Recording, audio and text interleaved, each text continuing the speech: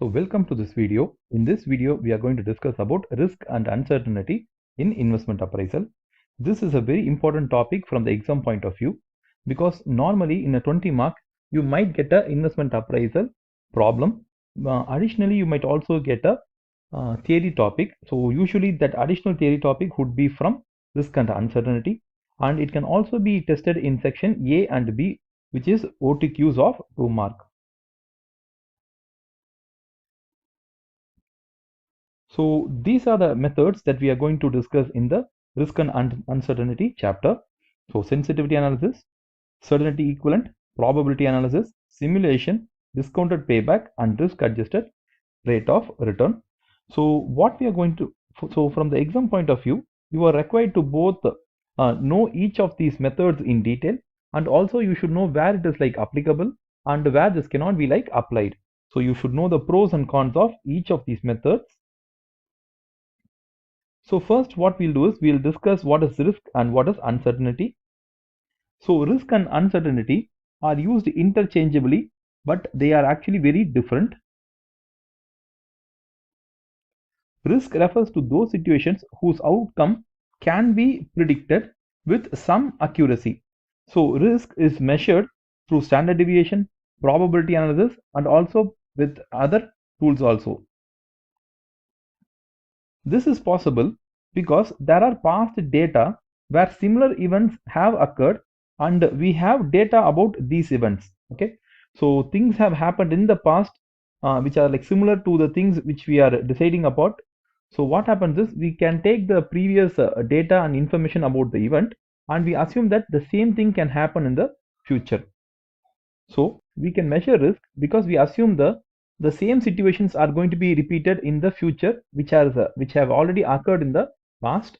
So as it has occurred in the past, we have data about how the event has panned out. So we take those probabilities, those situations, and we try to forecast them. Okay, so that is what we do in risk. But in uncertainty, refers to those situations whose outcome cannot be predicted. So you cannot predict what will happen in the future. So the only tool that we have to predict uncertainties is scenario analysis. This is because there is no past data. So it is such a unique thing that we don't have a past data at all. So that is the problem with the uncertainty. So we can say like this, risk is something like the season. Okay, so seasons keep on like repeating. So in the last summer season, if we have sold 100 crores of goods in this summer also we will be like selling 100 crores of goods. Okay, but uncertainty is not like that. It's not like the season. It's something like a tsunami. Okay, where we can never predict when it will occur, and we don't know like what would be the scale of its destruction. So best what we can do is we can only create a scenario. Okay, so risk is something like season which occurs in a repeated manner, but uncertainty is something which is a unpredictable thing. So it is something like a tsunami. So assume that you have performed an NPV analysis and you have got an answer that it is a positive number and you feel that you have to accept the project. Okay, but there is a question here. If it's like positive, does it mean that it doesn't have any risk at all? The answer is there is a risk element always attached. So where is the risk element like attached? See, there are like several variables that we have used in the NPV. For example, we would have used variable cost, fixed cost, sales, or volume, or investment. We have used so many variables here. So we are trying to find out for what percentage of change in variable cost will lead the NPV to 0. Okay, so if a 5% change in variable cost leads to NPV becoming 0, that is sensitivity. So what happens is we are trying to do the sensitivity on an individual basis for each and every item. So if there's a 10% change in fixed cost, then NPV becomes 0, or there's a 20% change in investment, then NPV becomes 0. Okay, so we are trying to find out on an individual basis only when variable cost change, only when fixed cost changes, only when investment amount changes. Okay, so it is only on an individual basis. So this individual basis is very important for sensitivity analysis concept. So we'll discuss about the concept in detail. It indicates which variable is the key or critical variable in an NPV. That is, the variable in which the smallest change will make the NPV to 0. Sensitivity helps management identify which variables have to be focused in order to make an investment project successful. Sensitivity is always expressed as a percentage. Sensitivity is calculated for each input individually. Sensitivity formula works like this: NPV divided by the present value of cash flow under consideration into 100. Okay, it's not about percentage, into 100. So these are the these are the important points for sensitivity analysis.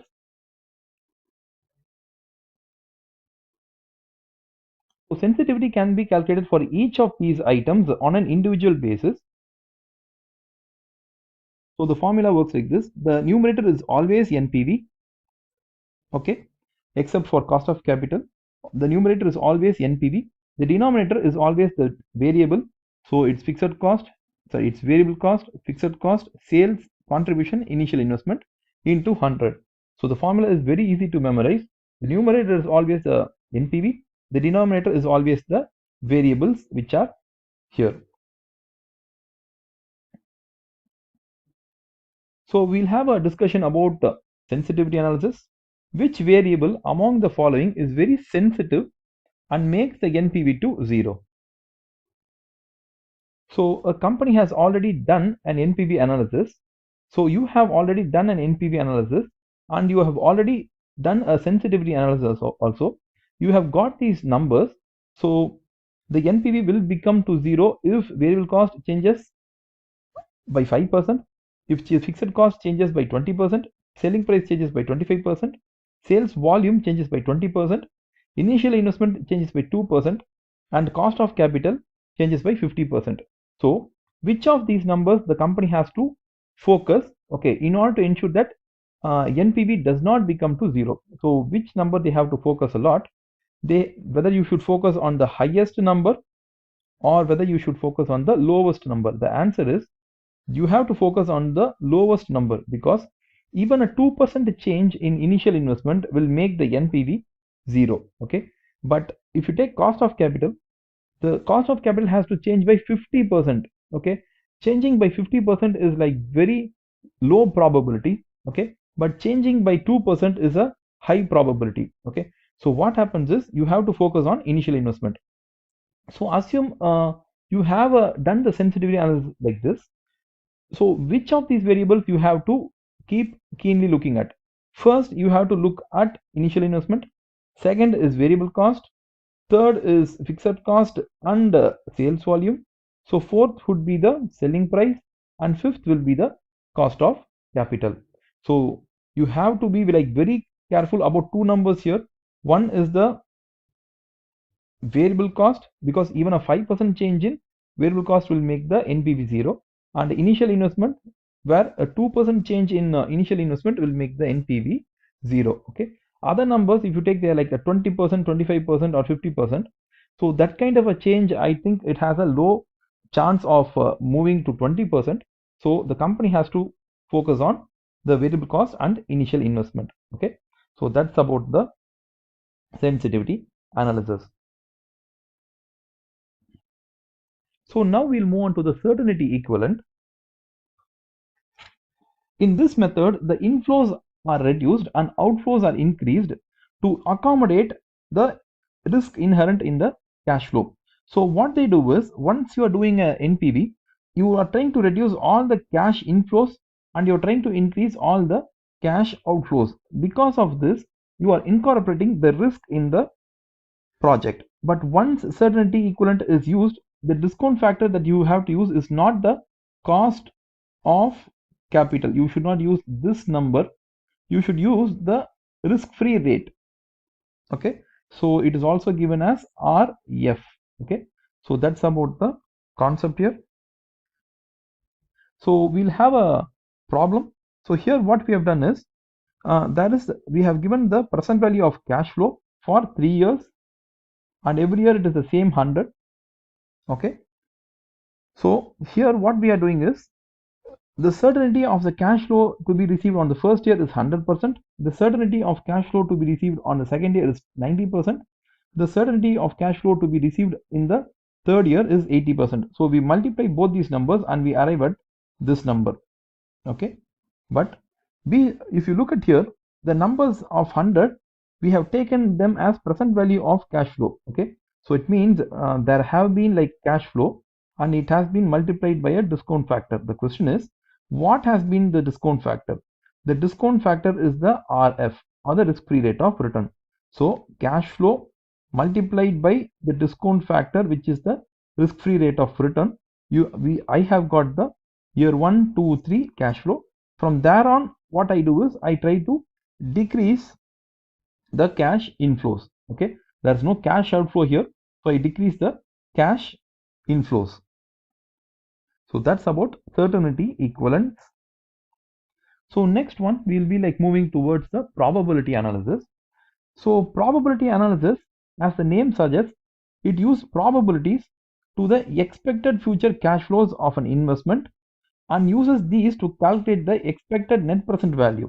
Okay, so we use probability to the NPVs and we get something called as a expected net present value. The expected net present value is the average NPV. Okay, once you use a probability, it means that you are getting an average NPV. That would be expected to occur if an investment project would be repeated in a large number of times. Okay, so where can you use probability analysis? Assume that you are going to sell magazines. Okay, you are going to sell magazines in a railway station. Okay, and you want to do an NPV to know whether it's like profitable to sell magazines in a railway station or not. See, one day the magazine will be selling higher, another day the magazine will be selling lower. So there is a variability, but it's a predictable variability, because every Monday you will be selling 100, every Tuesday you will be approximately selling some 50, every Wednesday you will be like selling something like 80 magazines. So it's not a one-off business. It is something like every week you're going to repeat the same sales of magazines here. Okay, so the probability is going to occur again and again and again, so for over a period of weeks. Okay, so for those kinds of decisions where it's repeated in a large number of times, then applying probability is the right thing. For example, if it's going to be a one-off decision, for example, they are going to construct a factory. That is a one-off decision. They are going to purchase a machine. That is a one-off decision. So for these one-off decisions, you can't apply probability analysis. Okay, so that is also a very important point. For a repeated kind of a business, probability analysis is right. For a one-off decisions, probability analysis is a wrong method. So the weakness of probability analysis lies in the difficulty of estimating the probabilities, okay, that are to be attached to the future cash flows. So somewhere we have found that there will be 80% chance of sales, but how did we arrive at this 80%? What is the validity for it? Is it an objective number or is it a subjective number? So that seems to be the problem with probability. While these probabilities can be based on expert judgment or previous experience of similar investment, there remains an element of subjectivity which cannot be escaped. So there is always some kind of a subjectivity.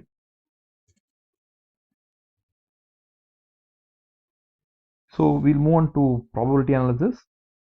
So for example, imagine that an investor has a choice to accept a guaranteed 10 million cash inflows, or he has an option to invest in the following investment. So I have already done the cash flow into discount factor, so that I have done. So we have got the number 7.5 in scenario 1, 15.5 in scenario 2, and 4 in scenario 3. Okay, so the probability of scenario 1 occurring is 30%, the probability of scenario 2 occurring is 50% and the probability of scenario 3 occurring is 20%.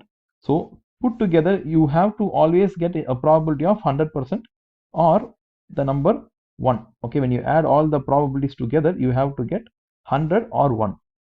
So now what we do is we have to get the probable cash flow that we'll get.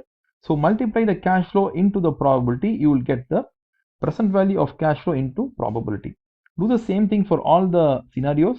Now add all these numbers and put them together, you will get your 10.8. Okay, so the expected net present value is 10.8. So what would you do?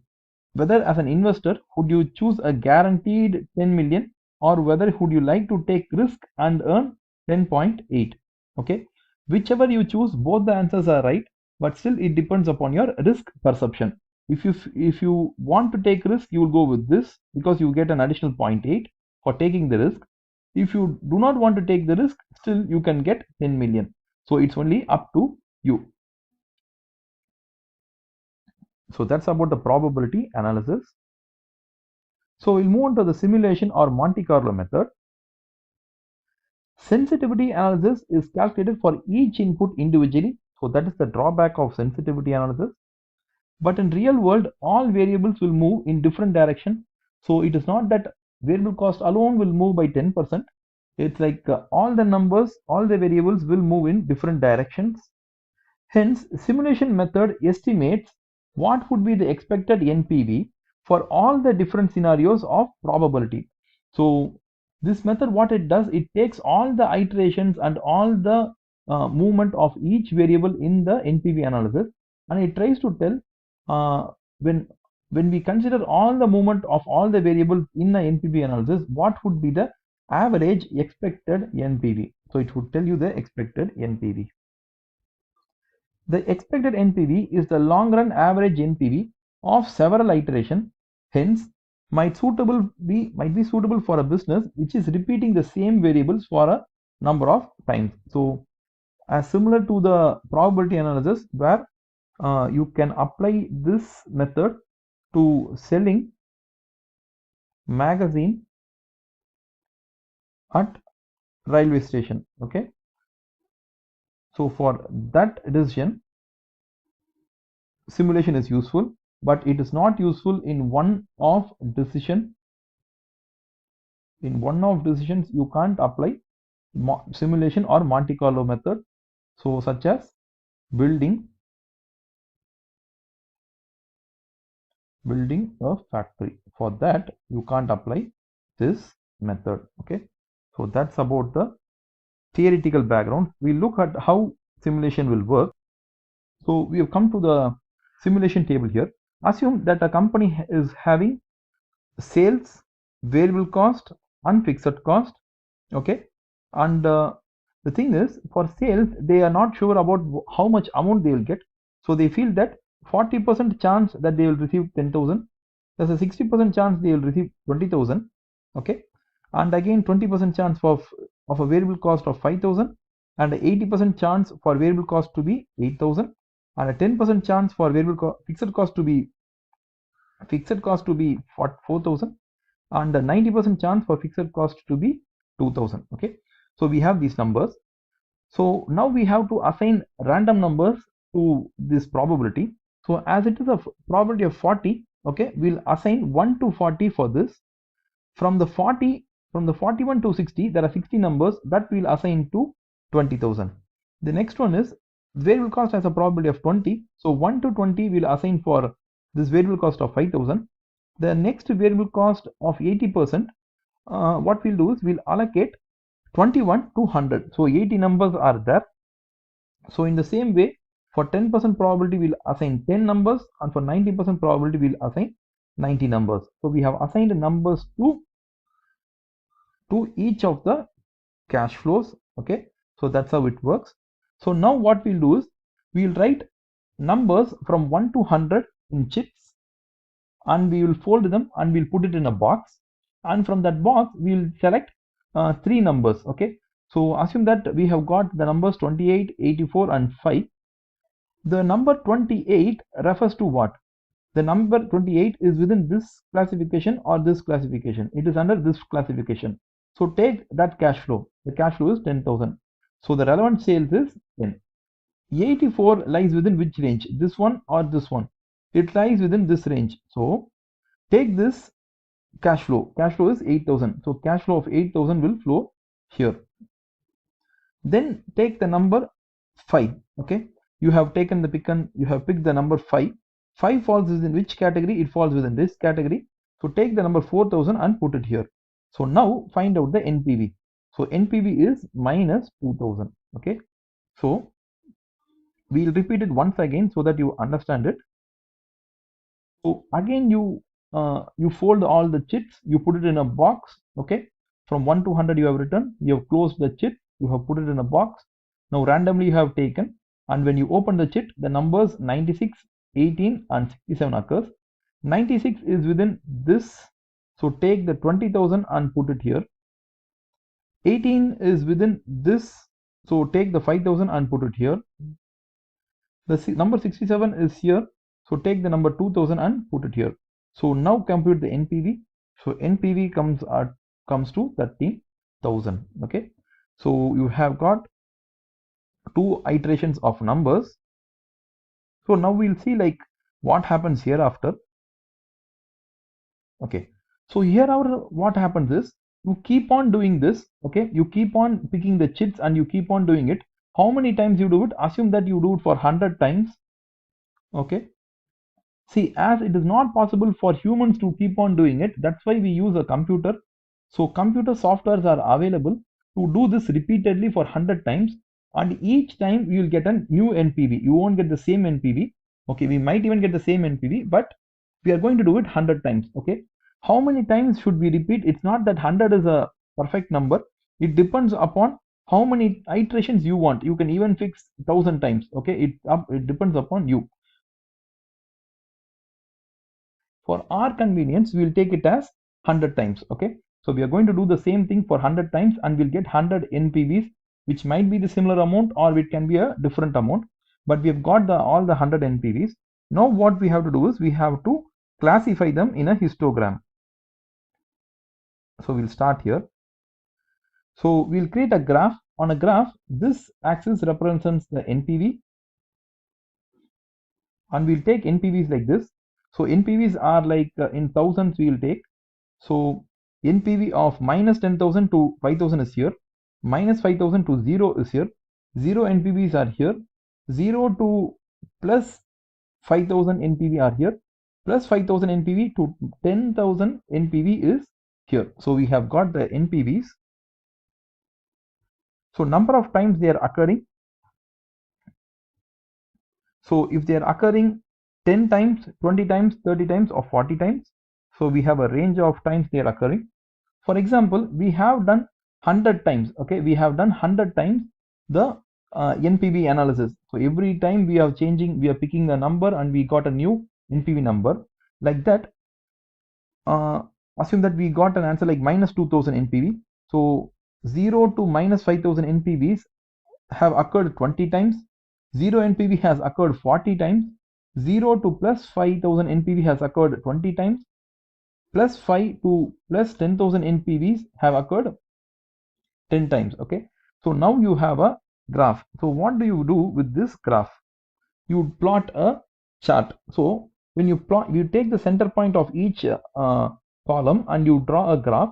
See, this is a symmetrical curve. It's called as a bell curve. What does a bell curve indicates is, as there are equal chances of positive and negative NPV to occur, the project will be rejected.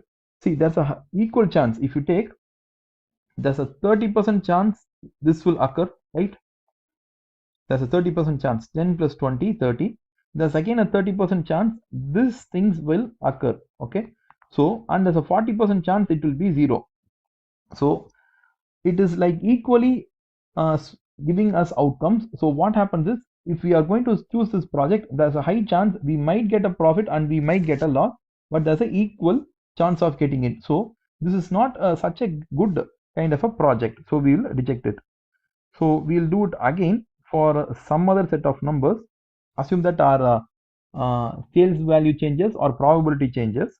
If that changes, we might again work out a simulation. For example, for a changed set of sales, variable cost and fixed cost and a changed probability, we might get an outcome like this. So the outcome has changed.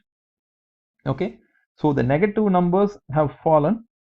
Okay, negative NPVs have fallen. There's only a 10% chance these things will occur, and there's a 70% chance that positive things can occur, and there's only a 20% chance the NPV will be zero. So the chance of the NPV will be negative is 10%. So if you draw a curve, it will be like this. If you have a curve like this, it means there's a high chance, okay, that the project might be profitable. So as there are more chances of positive NPV, the project will be selected. So that's about the simulation.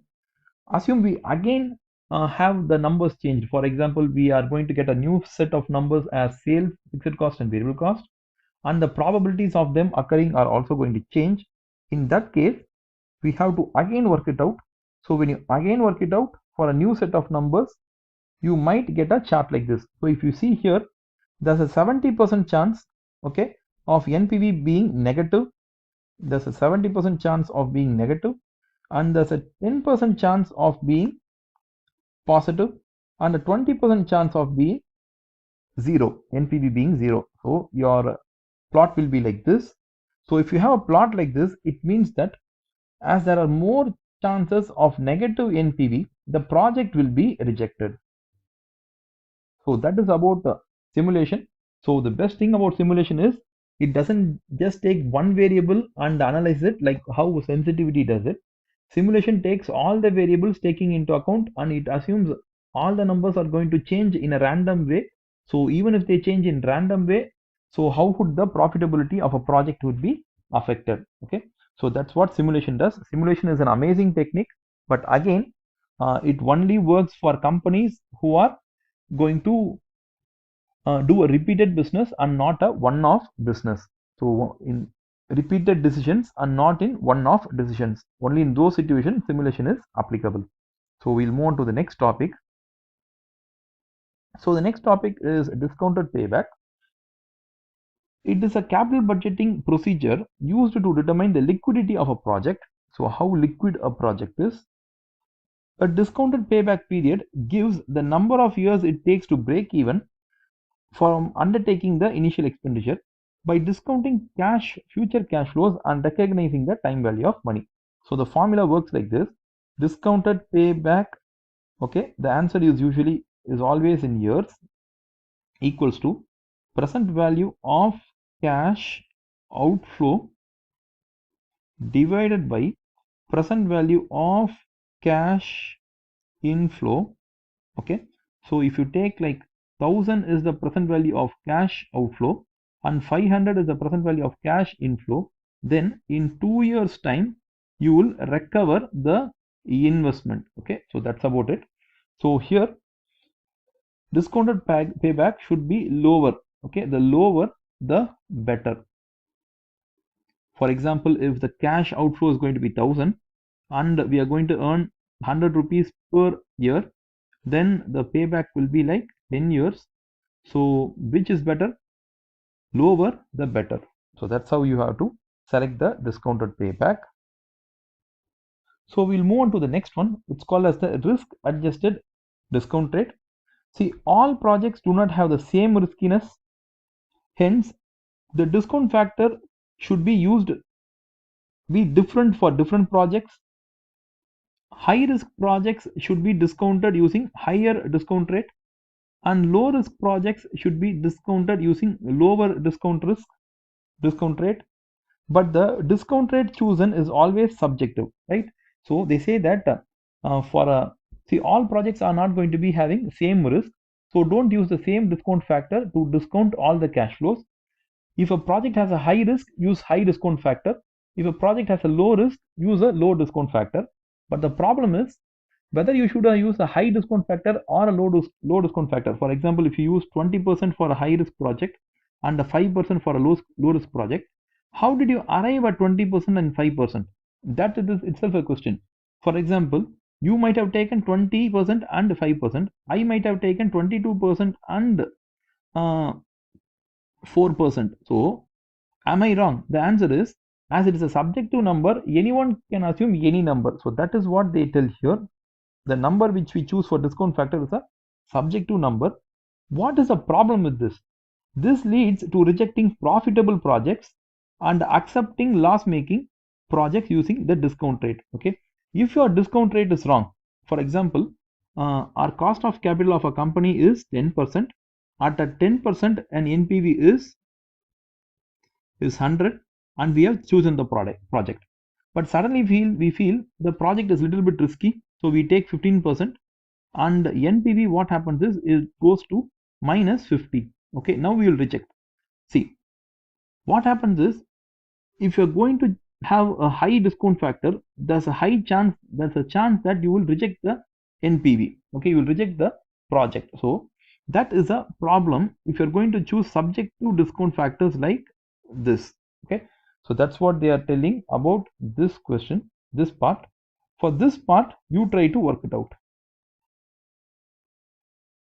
So we'll have quiz. Ridaco is appraising a different project with a positive NPV. It is concerned about the risk and uncertainty associated with this project. Which of the following statement about risk, uncertainty and project is true? Which of the following is true? Sensitivity analysis takes into account the interrelationship between the project variables. No, sensitivity analysis does not do that. Probability analysis can be used to assess uncertainty. Probability is a risk measure, so it does not measure the uncertainty.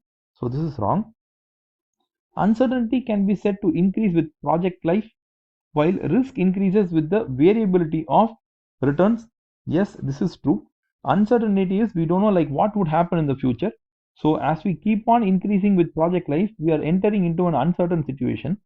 But risk, what happens is, the amount that we are going to get in each year, that is what we are not sure about. So that increases the variability. Okay, so risk in the cash flow increases with the variability of return. So for example, if the variability of return is 50%, then the risk is 50%. If the variability of returns is 10%, then the risk is 10%. So this is right. D, a discount rate of 5% could be used to lessen the effect of later cash flows on the decision. This statement doesn't seem to be quite right at all. So we'll mark it as wrong. So we'll see the answer. The answer is C. So we have another quiz. Which of the following statements are correct?